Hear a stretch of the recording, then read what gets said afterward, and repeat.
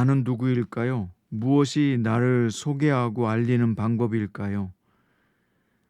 명함일까요? 팔로워일까요? 경력이나 직위일까요? 진정한 자기소개는 무엇일까요? 사실 진정한 자기소개는 그 사람의 삶과 가치관입니다. 오늘 본문은 나시린의 규례를 통해서 성도인 우리가 거룩하게 구별된 존재임을 밝히고 있습니다. 오늘 본문은 민수기 6장 1절부터 12절이고요. 그 중에서 1절부터 6절까지 읽겠습니다. 여호와께서 모세에게 말씀하여 이르시되 이스라엘 자손에게 전하여 그들에게 이르라.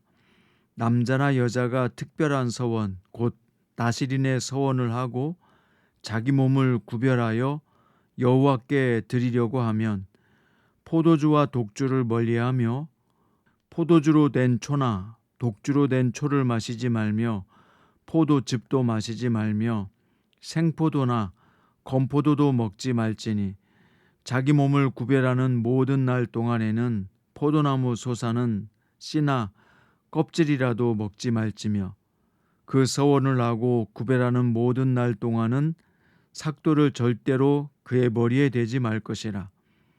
자기 몸을 구별하여 여호와께 드리는 날이 차기까지 그는 거룩한즉 그의 머리털을 길게 자라게 할 것이며 자기의 몸을 구별하여 여호와께 드리는 모든 날 동안은 시체를 가까이 하지 말 것이요.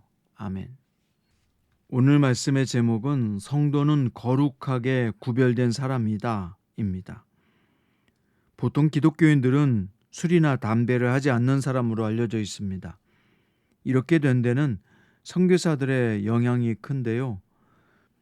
한국 초기 선교 역사를 보면 선교사들이 한국에 왔을 때 농한기가 되면 술과 노름에 빠지는 경우가 많았습니다. 심지어 교회를 다니는 사람들도 그것을 버리지 못하는 경우가 많았는데요. 그때 선교사들은 성도들에게 세상 사람들과 구별된 삶을 강조했습니다. 그래서 예수 믿는 사람은 쾌락과 향락을 추구하지 않는 사람들이다 라고 하는 정체성을 가르치기 위해서 술과 담배와 노름과 향락에 빠지지 않게 가르친 것입니다. 그것이 오늘날 한국교회 성도들의 정체성이 되었는데요.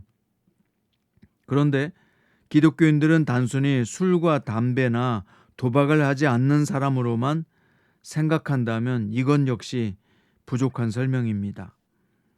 나시린의 서원을 한 사람은 포도주와 독주를 멀리해야 했습니다. 술뿐만 아니라 포도도 먹어서 안 되고 포도나무 솟아는 씨나 껍질도 금해야 된다고 말씀한 것입니다. 그러면 포도 자체가 무슨 문제가 있는 것일까요? 아닙니다. 모세가 파송한 정탐꾼들을 보면 그들이 가나안에서 풍요의 상징으로 가져온 것은 엄청나게 큰 포도송이였지요. 포도송이는 이스라엘의 번영을 상징하고요. 포도주는 기쁨을 상징하기도 합니다. 다시 말해서 포도는 하나님이 허락하신 축복의 산물입니다. 그럼에도 불구하고 나시린이 그것을 멀리해야 되는 이유는 술로 대표되는 세상의 향락을 스스로 포기하고 오직 주님의 기쁨만을 위해서 살아가는 존재임을 나타내기 위해서였습니다. 오늘 본문은 우리에게 어떻게 적용될 수 있을까요? 바로 이 본문에 나타난 나시린은 오늘 이 시대의 성도를 말하는 것입니다. 성도는 뭐죠? 세상 사람과 구별된 사람입니다. 따라서 하나님의 기쁨이 되기 위해서는 거룩함에 방해되는 모든 것을 끊어버리는 것이 성도인 것입니다.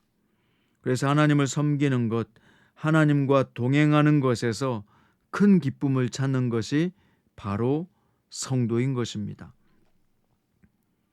자, 두 번째로 인간이 죄를 범하게 된 원인은 하나님께 있다고 엉뚱하게 주장하는 사람들이 있는데요. 하나님께서 만약 에덴 동산에 선악과를 두지 않았다면 인간이 그것을 따먹을 일도 없었을 테니까 죄도 없었을 것이라고 주장하는 사람들이 있습니다. 그런데 이것은 어불성설입니다. 왜냐하면 하나님은 천지를 창조하시고 그것을 다스릴 권한을 인간에게 위임하셨습니다. 그렇다면 인간이 볼 때는 에덴 동산의 주인이 자기 자신인 것 같이 보였을 것입니다. 하나님께서 만약 선악과를 허용하지 않고 모든 것을 다 먹어도 된다고 말했다면 아담과 하와는 역시 에덴 동산의 주인은 자기 자신일 것이라고 생각했을 것입니다. 그러나 하나님은 인간에게 다른 모든 것을 허락하셨지만 선악을 알게 하는 나무는 두고 그 열매를 금하심으로써 인간과 하나님 사이를 구별하신 것입니다. 다시 말하면 선악과는 하나님이 우리 인생의 주인임을 상징하는 것입니다. 오늘 본문에서 나시리는 머리털을 깎지 말고 자라게 두라고 말씀하셨습니다. 이런 규례를 주신 까닭은 생각의 근원, 즉 머리 되는 것을 자신의 마음대로 하지 말고 오직 하나님께 맡기라는 뜻인 것입니다. 또 그것을 자라게 두라는 이유는 모든 것을 주님 뜻에 맡기고 순종하라는 뜻인 것입니다.